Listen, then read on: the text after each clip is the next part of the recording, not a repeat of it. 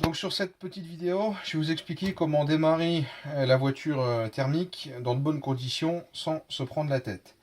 Donc déjà, on fait le plein, on réunit tous les appareils. Donc on a le chauffe-bougie, on a la burette, le carburant, la télécommande. Donc on ouvre le bidon d'essence, on remplit la burette comme ceci. Voilà, on fait le plein de la voiture. Voilà.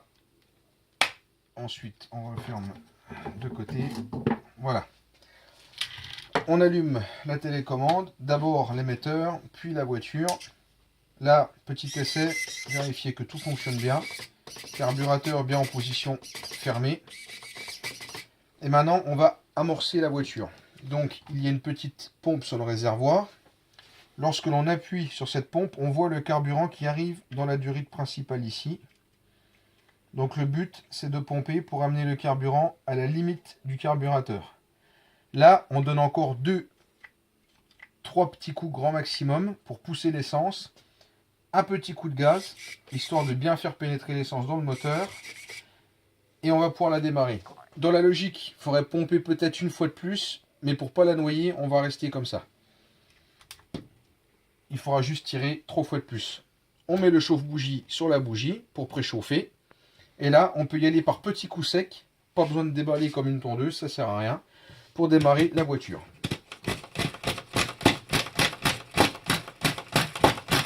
Là, on entend le moteur qui fait le petit bruit. Là, il va partir, il va y aller.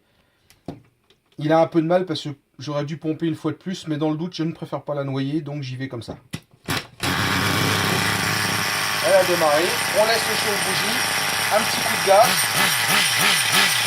Pour bien faire prendre le tour au moteur. Voilà. Et là, on enlève.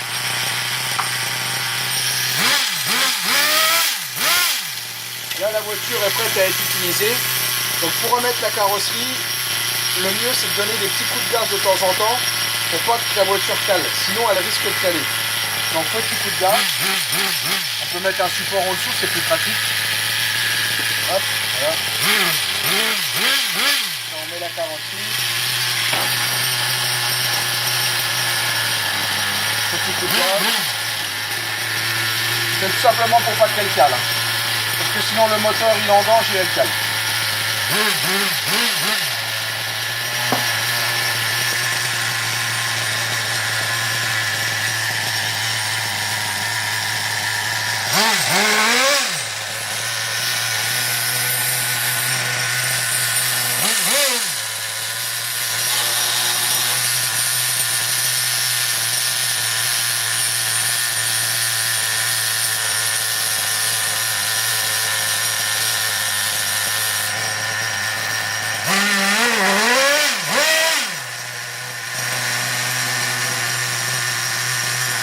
Et voilà, on est prêt à aller rouler. Là, pas de souci. Pour caler la voiture,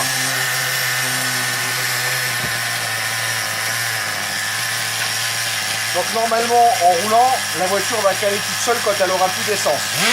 Mais si vous voulez l'arrêter avant, une solution toute simple, on bouche l'entrée de pot d'échappement. Voilà. Donc en bouchant le pot d'échappement, ça cale la voiture. Une fois que la voiture est comme ça, logiquement elle doit repartir du premier coup. Ah, petit coup de gaz. Et oui, effectivement le moteur est chaud, donc il faut accélérer un tout petit peu. Voilà. Et c'est reparti.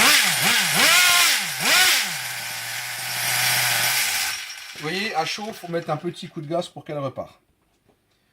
Bon, maintenant, plusieurs hypothèses. Vous avez trop pompé ou pas réussi le premier démarrage et la voiture se noie. Comment on le sait? Quand vous allez tirer sur la ficelle, si vous sentez que ça devient très dur à tirer, qu'on a du mal, c'est que le moteur est noyé. Pas besoin d'insister, sinon on casse ce système de lanceur. Quand la voiture est noyée, tout simplement, je vous explique. Clé de 8, à pipe, on défait la bougie, tout simplement, en la dévissant, comme ceci.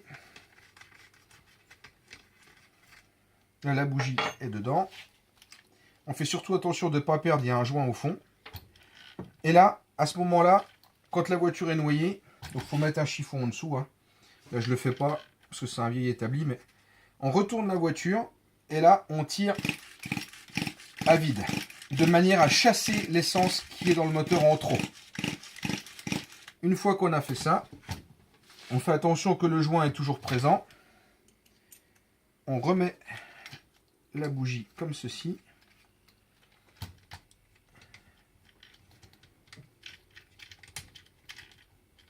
Là, pas besoin de serrer trop fort, hein. C'est vraiment très léger.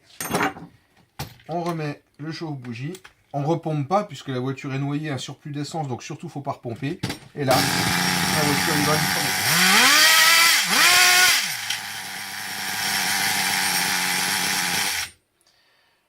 Le chauffe-bougie a tendance à se décharger assez vite. Donc, quand vous savez que vous allez rouler une journée, un dimanche, un après-midi, vous le mettez en charge toute la nuit, la veille. Comme ça, vous êtes sûr d'être au taquet. Si la voiture démarre et qu'à chaque fois que vous enlevez le chauffe-bougie, elle cale, une fois, deux fois, trois fois, c'est que la bougie est claquée, tout simplement. Donc, pour tester la bougie, on la défait. On la met sur le chauffe-bougie.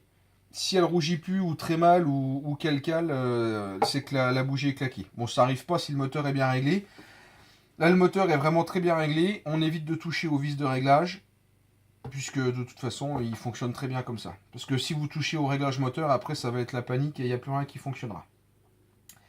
La voiture est livrée complète. Il faudra juste prévoir un lot de 8 piles dans la télécommande. Et il faudra prévoir 4 petites piles pour le boîtier ici, qui va être fixé à sa place devant le réservoir. Donc le boîtier là, ce que je vous conseille, je vais vous montrer. Voilà, ça. Donc le boîtier va se retrouver en position ici. Une fois que vous avez mis vos 4 piles à l'intérieur, petit conseil, un petit bout de scotch autour de manière à ce que les piles ne s'en vont pas. En cas de choc, si la pile dégage, la télécommande ne répond plus. Si elle est bloquée en position frein, très bien. Si elle est bloquée en position plein gaz, la voiture s'en va. Donc, 4 piles en bon état, neuves, un petit bout de scotch, on pose et c'est fini. Et si vous sentez que ça devient mou, que la voiture a du mal à répondre, qu'il y a quelque chose qui ne va pas, c'est tout simplement que les piles là sont usagées et il faut les changer. Car encore une fois, je le répète, si la télécommande vient à bloquer, si elle bloque en position frein, c'est très bien. Si elle bloque en position plein gaz, bah, la voiture, vous n'avez plus qu'à courir derrière. Entretien, bah voilà, après avoir roulé un petit peu, la voiture sera un petit peu sale, un petit pinceau, un petit chiffon, un petit coup de soufflette, on nettoie. Et puis voilà, il n'y a pas de souci, tout va bien. Bien vérifier les serrages, que rien n'a bougé, rien ne s'est desserré. Normalement, voilà, la voiture est entièrement révisée, remontée, tout est en bon état. Il n'y a plus qu'à vous amuser. Bonne soirée, au revoir.